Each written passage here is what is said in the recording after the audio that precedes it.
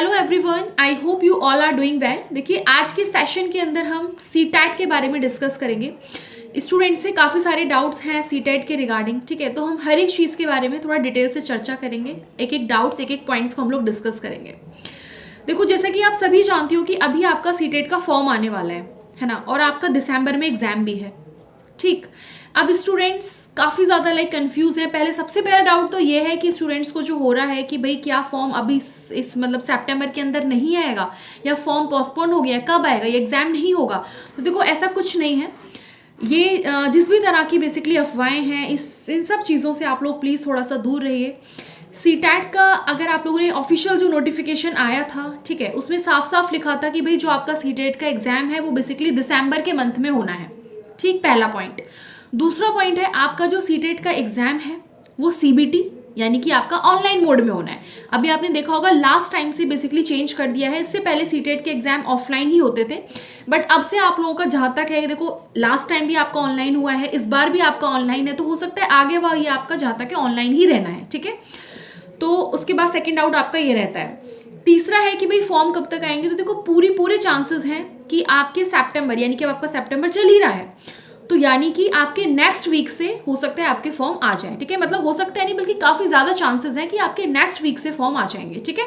बाकी अगर थोड़ा बहुत लेट होता है तो देखो भाई, ये तो उन्हीं लोगों को पता होता है, ठीक है। बट एक ये है कि हाँ भाई, सितंबर में लास्ट टाइम भी इसी तरीके से हुआ था, तो इस बार भी आपके फॉर्म अभी आपको जल्दी देखने के लिए मिल सकते हैं। बस आप लोग बस अब तैयार रहिए, ठीक है।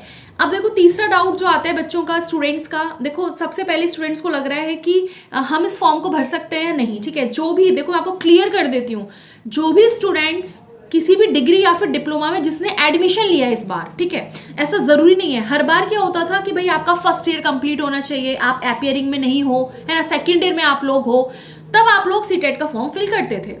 बट इस बार से ये सारी चीज़ें एकदम से चेंज कर दी हैं। अब ऐसा कुछ नहीं है। अगर अब जिस भी स्टूडेंट ने, मान लीजिए हमने बस एडमिशन ले लिया, ठीक है, बस एडमिशन लेना मस्ट है, चाहे आपके फर्स्ट ईयर के एग्जाम्स हुए हो या फिर नहीं हुए हो, इन सब चीज़ों से कोई भी फर्क नहीं पड़ेगा। बस आपने सीटेट में, आपने जो भी आप डिग्री डिप्लोमा कर रहे हो, चाहे बीटीसी कर रहे हो, जेवीटी कर रहे हो, बीएड कर रहे हो, XYZ आप कुछ भी कर रहे हो, बस आपका एडमिशन होना मस्ट है उस कोर्स में, ठीक है। इसके बाद आप लोग बिल्कुल निश्चिंत होकर अपना सीटेट का एग्जाम दे सकते हो। आती है बात कि भाई उसकी वैलिडिटी की, तो वो देखिए आपका जो सर्टिफिकेट रहेगा वो आपका वैलिड रहेगा और हमेशा के लिए रहेगा, ऑल ओवर द टाइम के लिए रहेगा, है ना, लाइक LIC पॉलिसी जैसे पॉलिसीज वगैरह होते हैं ना, कि जीवन के साथ भी, और समझ जाइए, ठीक है। तो ये बेसिकली आप लोगों का लाइफ टाइम आप लोगों का क्या रहना है, वैलिड रहना है। तो आप बिल्कुल निश्चिंत रहिए, बस आपका एडमिशन होना मस्ट है, ठीक है, किसी भी कोर्स में, जो भी आप डिग्री डिप्लोमा एजुकेशन में कर रहे हो उसमें, ठीक है। अब एक और चीज़ है, देखो भाई इस बार क्योंकि ये वाला जो रूल चेंज हुआ है कि भाई कोई भी अब इस एग्जाम को दे सकता है, ठीक है। अपियरिंग वाला ज़रूरी नहीं है कि वो मतलब उसका फर्स्ट ईयर कंप्लीट होना चाहिए, बस आप लोग अपियरिंग में हो, आप फर्स्ट ईयर में हो, आप दे सकते हो।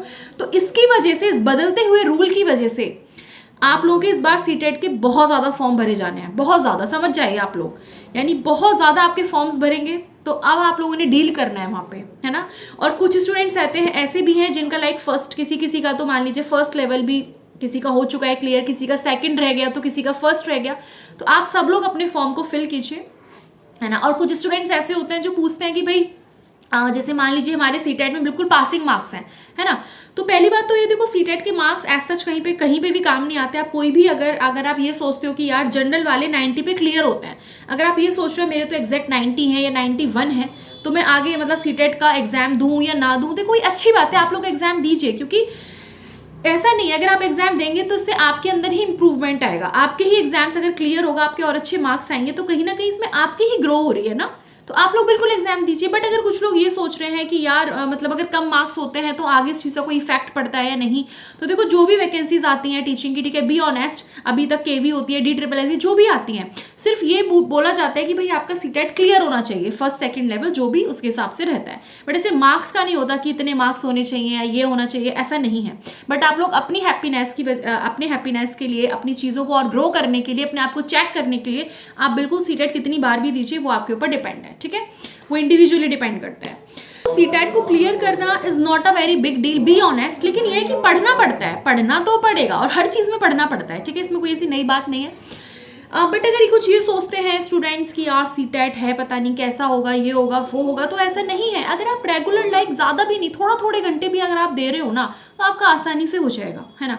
हमने अपना सीटेट क्लियर करा था फर्स्ट अटैम्प्ट में और बहुत ही कम डेज के अंदर, बस ठीक है, बस चीज़ों को कवर कर लिया था, सारी चीज़ों को अच्छे से अंडरस्टैंडिंग कर ली थी, कॉन्सेप्ट अपने दिमाग में बैठा लिए थे, समझ लिया था बहुत इजीली। और अब देखो अब सीटेट का क्या हो गया है ना, थोड़ा सा अगर आप लास्ट टाइम क्योंकि लास्ट टाइम आपका कैसा था एग्जाम, ऑनलाइन था, अब थोड़ी चेंजेस हुई हैं, थोड़े क्वेश्चंस में भी चेंजेस हुई हैं। अब थोड़ा सा आपका जो पैटर्न है वो बेसिकली कॉन्सेप्चुअल बेस्ड ज़्यादा आता है ना, अंडरस्टैंडिंग पे ज़्यादा आता है।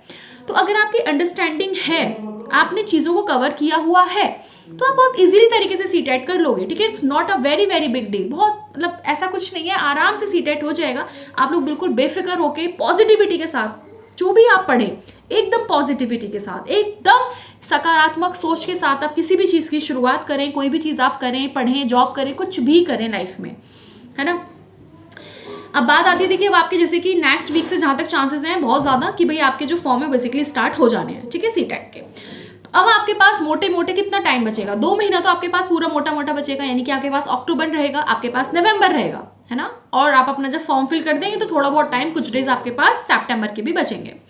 तो देखो अगर 2 सितंबर भी हटा दो, 2 महीने बहुत होते हैं सीटेट को क्लियर करने के लिए, ठीक है। तो आप लोग बिल्कुल परेशान मत हो, बिल्कुल अभी पहले आप अपना फॉर्म फिल कीजिए, इसके बाद हम पूरी कोशिश करेंगे कि भाई इसी एक टॉपिक के साथ आपको पढ़ाया जाएगा, एक टॉपिक के साथ, है ना, जो भी आपके एग्जाम्स में आते हैं। और सीटेट के लिए PYQ अपने आप में बहुत ज़्यादा इंपॉर्टेंट रोल प्ले करता है।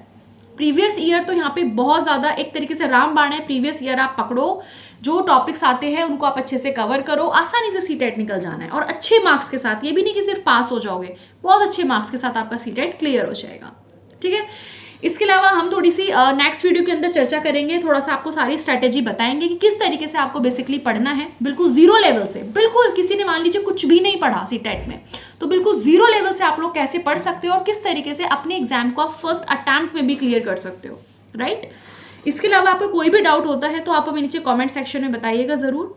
और अभी जब आपके फॉर्म फिल स्टार्ट हो जाएंगे, फिल होना, तो अब हम एक अपने स्टार्टिंग से बिल्कुल जीरो लेवल से स्टार्ट करेंगे, जिसको कुछ भी नहीं आता, कुछ भी नहीं पता भी सीटेट के बारे में, जो बिल्कुल फ्रेशर्स हैं, न्यू हैं, तो आपको बहुत आसान तरीके से हम लोग समझाएंगे, बिल्कुल फ्लो चार्ट के फॉर्म में, ठीक है। तो उस चीज़ की आप लोग बिल्कुल चिंता मत कीजिए, बस आप लोग अपना जो फॉर्म आता है उसकी तैयारी कीजिए, ठीक है। और बाकी आपको कोई भी डाउट आता है आप नीचे कमेंट सेक्शन में पूछ सकते हैं। And thank you so much, stay happy and stay blessed.